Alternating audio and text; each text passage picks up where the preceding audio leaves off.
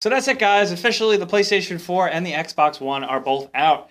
Both horses are out of the gate, and I was going to make a video about comparing them and talking about my experiences with both of them, but I thought about doing something different. Let's talk about the console wars, and let's talk about who won.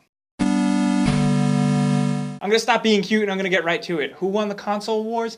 Us, the gamers. The consumers. I've been so caught up in the whole hype, excitement cycle of all these new consoles. I was lucky enough to attend the big PS4 press review event in New York City, and I was also lucky enough to attend the big Microsoft Xbox One launch party that essentially took over Times Square in New York. And attending all that stuff and just being with people who love games and just seeing all this stuff, I realized that this is the greatest time ever to be a gamer. A lot of it is thanks to competition. We have Xbox and PlayStation neck and neck fighting for our dollars, and because of that we get stuff like PlayStation Plus, which gives us free games. We have the new Xbox Live, which is probably going to give us better free games sooner or later. And we just have these two fantastic consoles that, you pick and choose which one you want, but at the end of the day, they're both really freaking awesome if you think about it. They're both capable of making awesome games.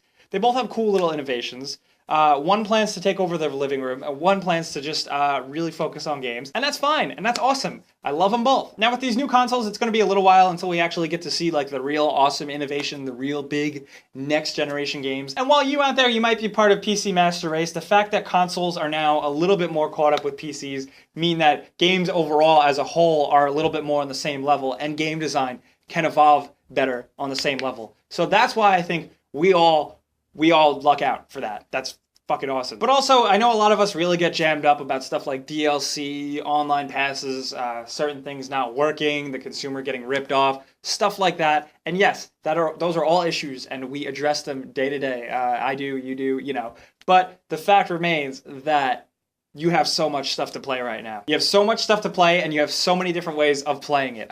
Even the Wii U. The Wii U is finally getting an awesome software lineup. I don't know where I'm going with this fucking video. God. Fucking shit. We all spend so much time bitching and moaning about games, and we hate this person, and we hate that console, and we hate that company, and stuff like that.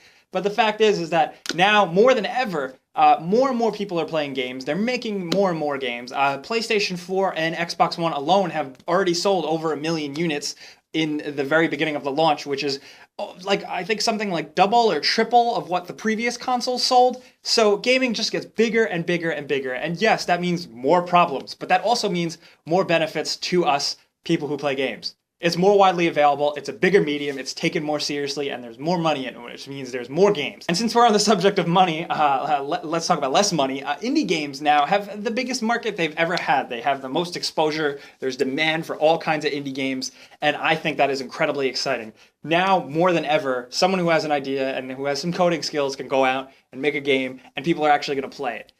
Thanks to social media and just more widespread availability and adoption of indie games, we're so lucky. We're getting so many other experiences that are also going to push the envelope forward. Like, look at the Xbox One. Yeah, it had all those things in the beginning that a lot of us didn't like, but they changed it. It's tailored for us. The PlayStation 4 as well is tailored for us, people who play video games. Yeah, you can say that the Xbox One is marketed a little bit more to those filthy casuals with their Call of Duty and stuff like that, but I'm still blown away that many people are playing Call of Duty. That many people are loving an okay shooter. I think that's great. So really, I'm taking this whole time of launch to just gush about gaming in general, because this is always a good time. When new consoles come out, it is a great time, and it is probably the best time. Gaming, after the video game crash, the video game crash that Nintendo saved us from way back when, gaming has only been on a rise. The medium has progressed, the popularity has progressed, everything has gotten better, and I think we are all very lucky for it. And that is why I do what I do here on this channel, here on Pretty Much It, here on whatever I show up on, because video games. So I don't really have an interesting question to pose to you guys that we could talk about in the comments. I guess let's just talk about fucking awesome shit. Games. I don't know. Video games. I'm getting really unprofessional with this. I'm sorry. I'm just in such a good mood because video games. I keep saying that. But let's talk about this in the comments. Why don't you guys, let's talk about why we're happy about video games.